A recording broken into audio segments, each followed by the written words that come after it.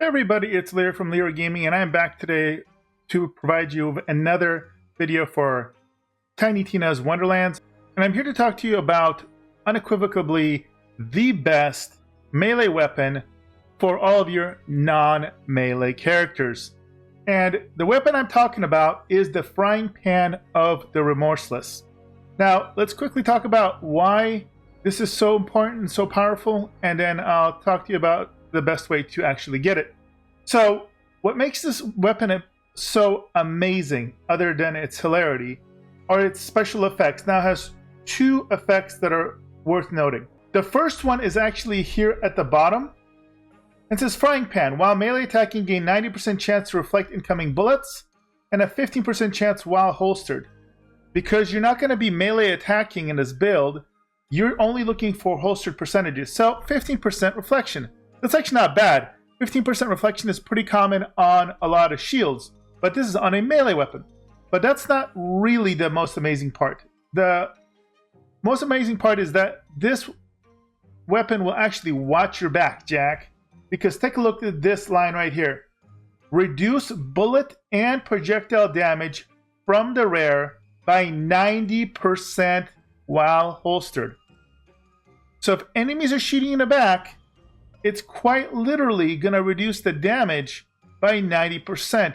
You cannot undervalue that whatsoever, especially in higher end content. We're getting surrounded, shot in the back. This is huge. From what I found, nothing else provides such a nice defensive buff without having to do anything whatsoever.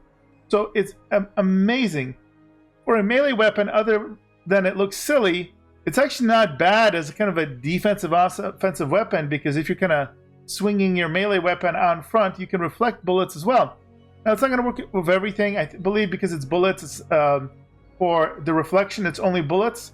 But do note that when it comes to the reduction from behind, it says bullets and projectiles. So like laser projectiles, I think, all types of projectiles. So this defensive part that's useful for everybody is great. So this is something you definitely want to get. Now, how do you get this? There's good news and bad news. The bad news is it's a world drop. Mean can drop from anywhere. The good news is you can target camp this very easily. And the way you do it... What should I meet death out with next? We're going to meet death out with this frying pan, all right? So the way you're going to want to do this is a chaos chamber.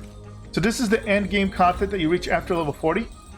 And so, for those of you that have never been here, this is basically kind of the room where you go and get your loot. Ready to cast! Cool. I'm glad he's ready to cast.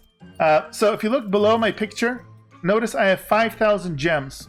That's how much I've gathered from my run. Now, this is from running a max level dungeon. You're not going to get this much early on. You're probably going to get, depending how much you spend them on, because these gems you can spend on buffs within the runs as well. I would say between 1,000 and 2,000 is pretty common.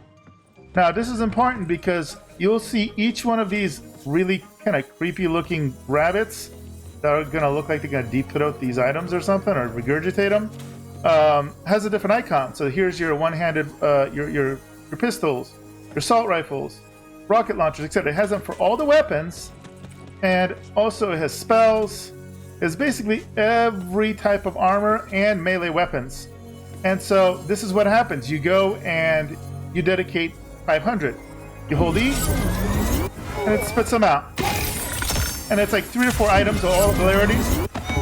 This is I'm doing live. I'll go ahead and show you what I'm going to get when I do this 10 times in this case. And we'll see how many potential legendaries I get. Now, it is RNG. I've had times where I get 1 or 2 legendaries. I think the most I've ever gotten on a run is like 6 or 7 legendaries. But what's most important is that they're targeted. So these are only melee weapons. And because there's only so many legendary melee weapons, you do a couple runs, and it's almost inevitable that you're gonna, within a couple runs, probably get at least 1 of each of them. So let's turn around. Oh, here's 10. There we go. So let's take a look. This is everything I got. In fact, if you checked out my Ultimate Summoner build, the most difficult part of your runs is figuring out what you're going to do with all the loot, because you're going to run out of room. That's harder than dealing with the actual runs. So here, let me... Goodness gracious. so much loot. Let me see. Trying to get to the legendaries. And soon we'll run out of room, and then we'll have to go into the overflow. There you go.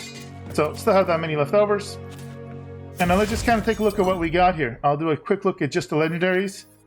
We got the Stokin Slammin' Salmon of Mirth here. Let's see here. We also got Chillin' Fade Breaker of Cleaving. I was going to see if by some lucky chance I got one. Oh, there it is, right there. Not only did I get it, but I got an upgrade. I got the chaotic version frying pan of the Remorseless. There we go, live on stream. And technically it's even better, so maybe I'll give this to one of my melee characters. I don't know, but there you go, just like that. For me, it was one run and I got it. So sometimes it gets wonky. See, I got a second fish, so I got two of those.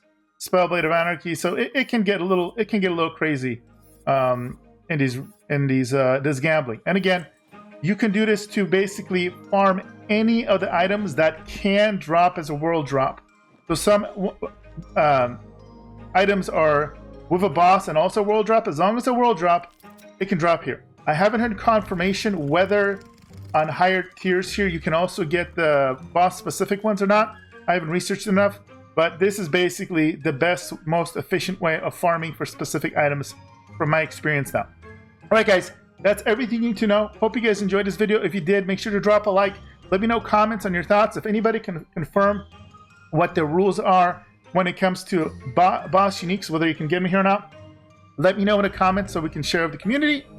And as always, guys, make sure to subscribe and hit that notification bell if you want to see more awesome content for Tiny Tina's Wonderlands, looters, shooters, and RPGs. And as always, guys, I'll see you guys in the next video.